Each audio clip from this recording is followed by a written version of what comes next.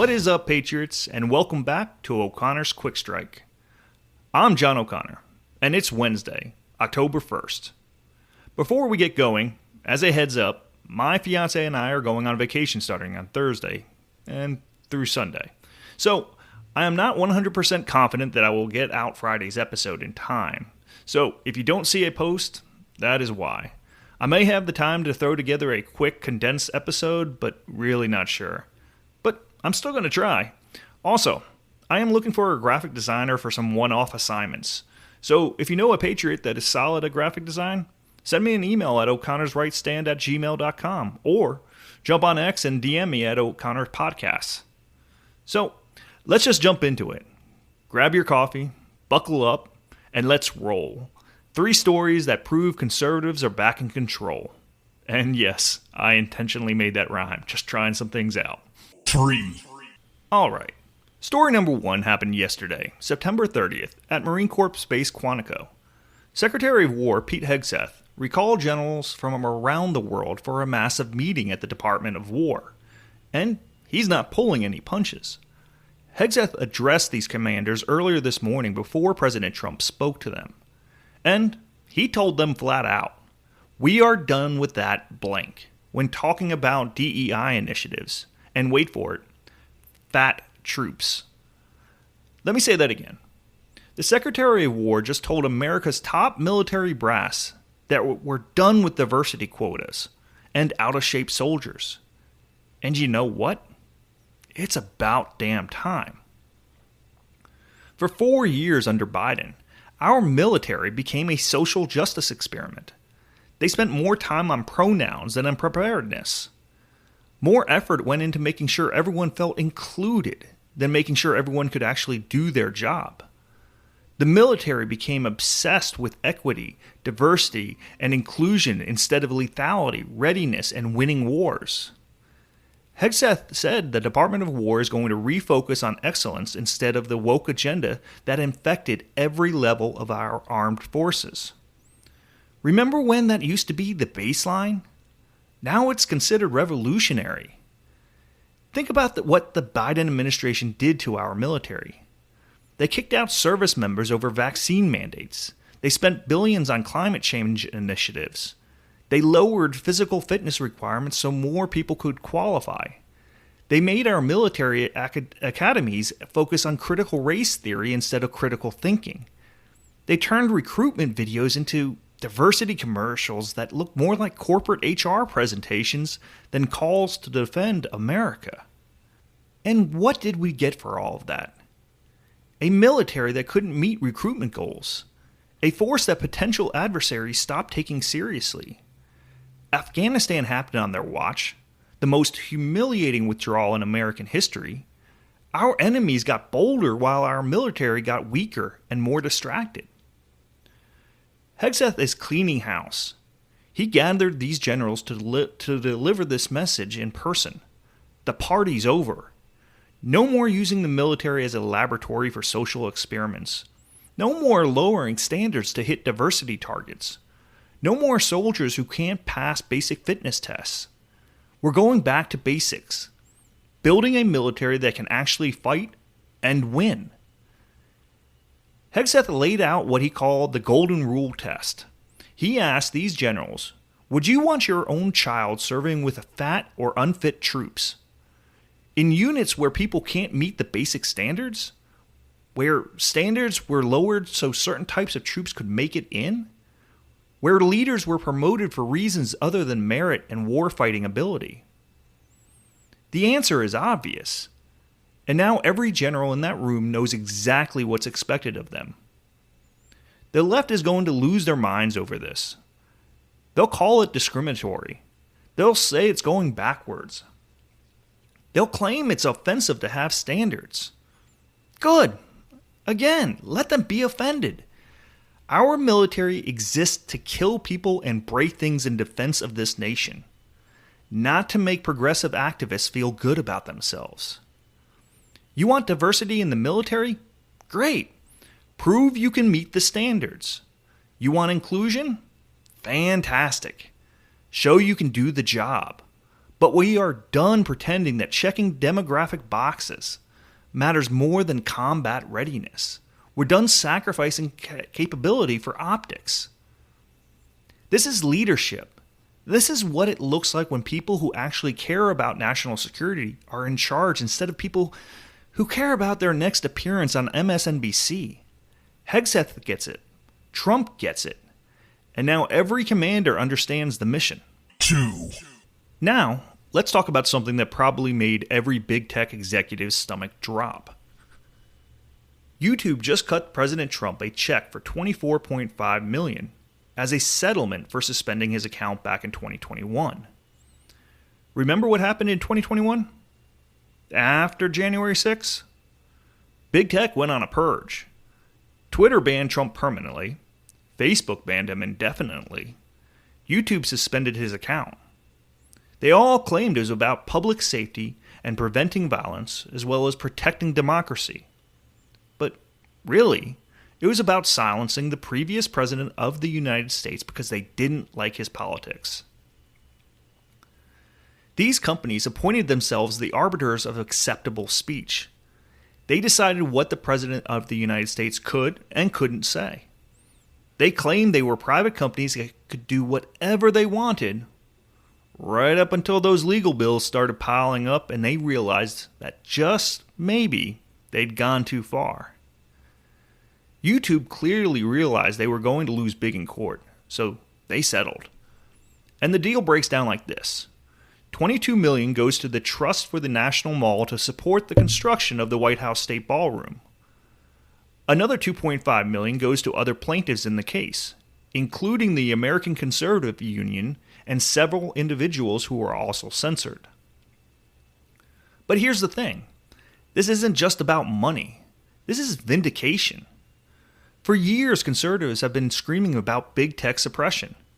We've been documenting the bias, the shadow banning, the demonetization, the account suspensions. And for years, the left and the media told us we were being paranoid. They said private companies can do whatever they want. They claimed that there was no coordinated effort to silence conservative voices.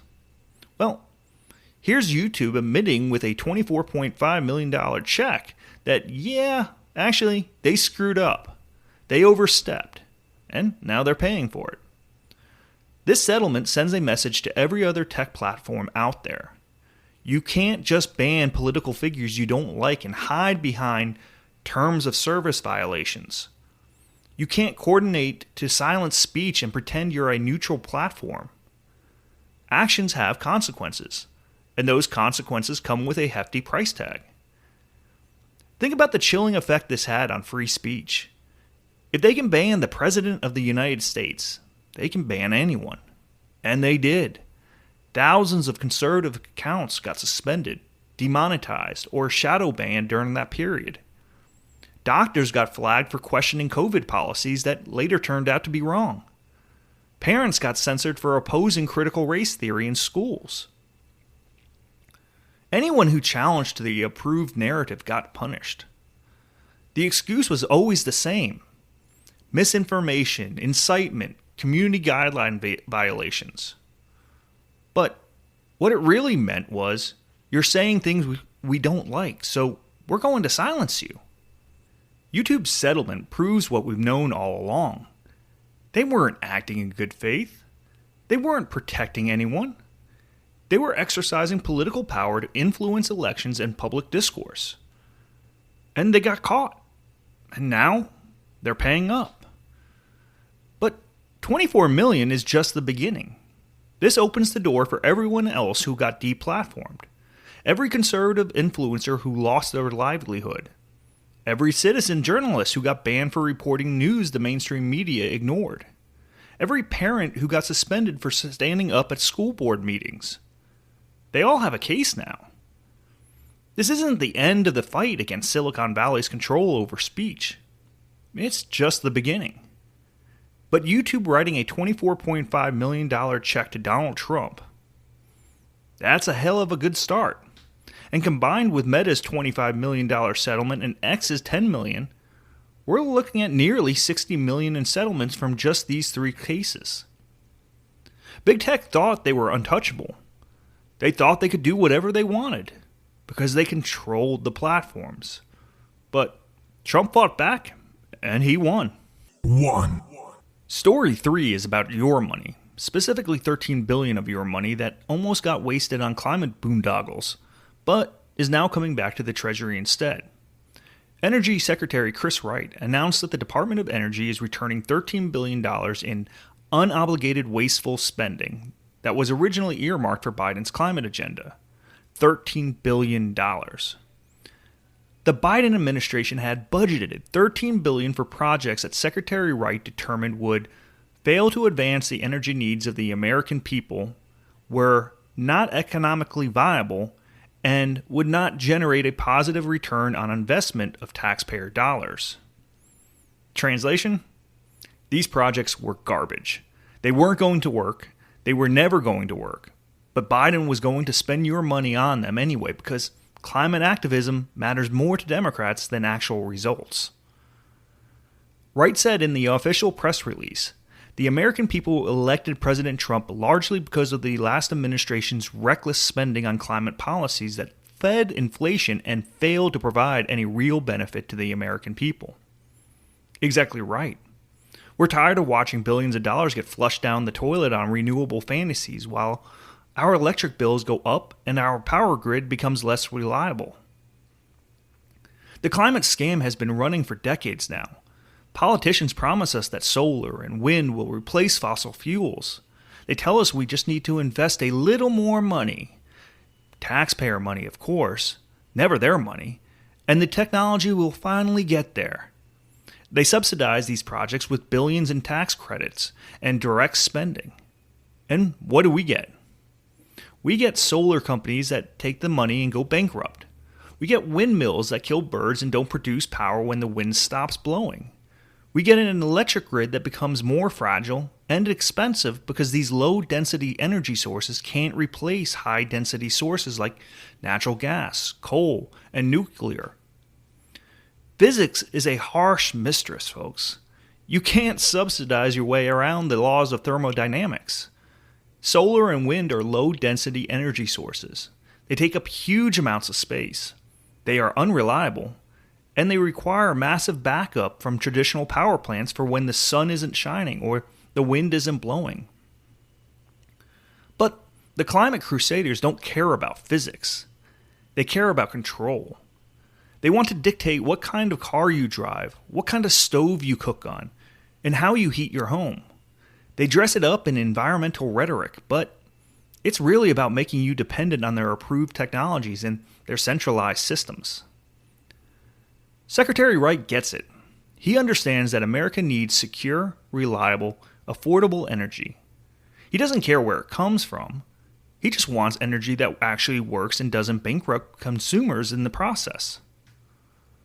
So, instead of throwing $13 billion at projects that everyone with a functioning brain knows will fail, Wright is returning that money to the Treasury. That's $13 billion that won't get wasted. $13 billion that can go towards reducing the deficit or funding something that actually benefits Americans. Larry Behrens from Power of the Future, a nonprofit that supports Americans working in reliable energy, said it perfectly, and I quote, "By returning $13 billion, the Department of Energy under President Trump is showing respect for taxpayers and a willingness to end funding for programs that don't work." Respect for taxpayers? What a concept! Imagine if every federal agency operated on that principle. Imagine if every cabinet secretary asked, "Is this a good use of the American people's money?" before spending it. We've seen too many of these scams already. Solyndra took $500 million in collapse. Billions more went to electric vehicle battery plants that can't compete with this without subsidies. California's massive solar plants are shutting down after years of failure. And through it all, taxpayers foot the bill while the activists pat themselves on the back for investing in the future. Wright said there's almost certainly more waste to be found, and Diana Roth from the Heritage Foundation agrees. She told the Center Square that the department should comb through its budget and see what projects can be accomplished by the private sector, then end those projects.